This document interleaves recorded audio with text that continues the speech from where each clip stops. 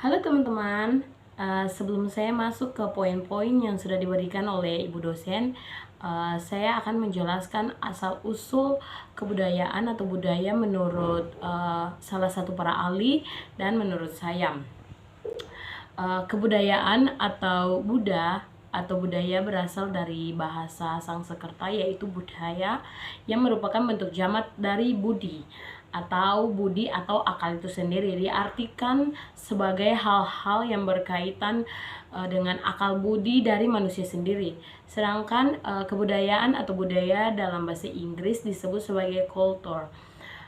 Ahli yang saya pakai yaitu Taylor.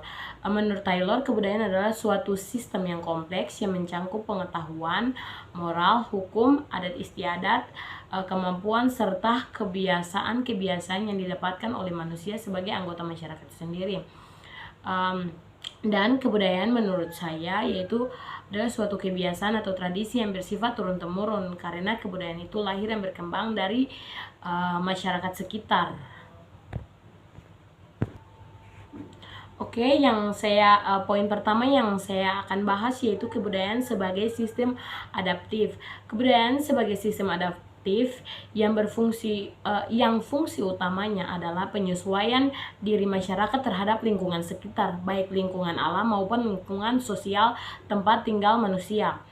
Salah satu contoh adalah adanya pertanian substensi dan intensif, merupakan strategi adaptasi terhadap lingkungan yang menunjukkan bahwa tanaman padi akan berbeda ketika kita mengandalkan air hujan dengan mengandalkan irigasi. Yang kedua, dalam kebudayaan industri dengan menerapkan aturan-aturan standar mutu adalah merupakan strategi adaptasi terhadap pasar global. Oke, poin kedua yang akan saya bahas yaitu kebudayaan sebagai sistem kognitif, yaitu dimana kebudayaan sebagai sistem kognitif yang tersusun dari apapun yang diketahui dalam berpikir menurut cara tertentu yang berlaku bagi masyarakat. Kebudayaan sebagai sistem kognitif ini adalah segala sesuatu proses yang terjadi di dalam otak manusia. Misalnya cara berpikir masyarakat tradisional lebih banyak mengandalkan analogi-analogi, sedangkan cara berpikir masyarakat modern seperti saya lebih banyak mengandalkan cara berpikir ilmiah yang memerlukan bukti-bukti dan mendukung dari pernyataan atau argumen-argumen yang kita lontarkan. Jadi kebudayaan sebagai sistem kognitif itu yaitu proses yang terjadi di dalam otak manusia. Misalnya zaman dulu cara berpikir orang-orang zaman dulu, orang tua zaman dulu tuh misalnya kayak A.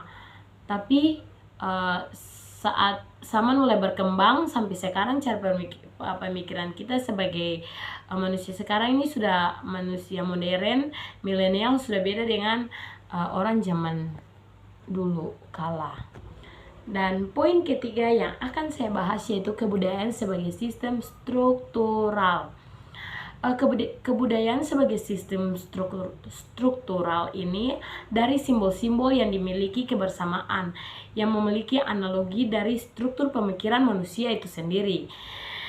Di dalam kesenian membuat rumah, ada menulis cerita komposisi yang terlahir merupakan model dari pemikiran manusia itu sendiri. Misalnya penempatan kanan dan kiri, utara, selatan, timur, barat, hitam dan putih, siang dan malam merupakan salah satu model berpikir manusia secara optimis binar.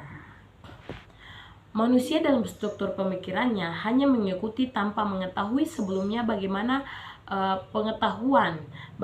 mengetahui malam kalau sebelumnya tidak mengalami siang, atau kiri dan sebaliknya itu kanan, atau selatan dan utara.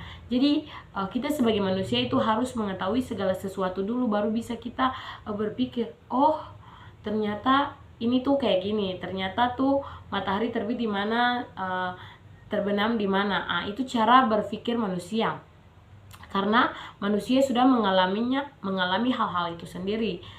Terus pembagian kategori yang obsesi, biner atau bertentangan, ini merupakan ekspresi model berpikir yang tidak disadari. Jadi misalnya ada masalah di masyarakat atau lingkungan sekitar, lalu kita si A itu berpikirannya kayak gini, si B itu model berpikirnya kayak gitu.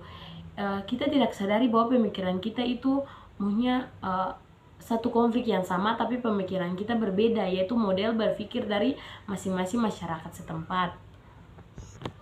Dan poin yang terakhir yaitu kebudayaan sebagai sistem simbolik dalam fenomena sosial masyarakat. Kenapa disebut sistem simbolik dalam fenomena sosial kemasyarakatan?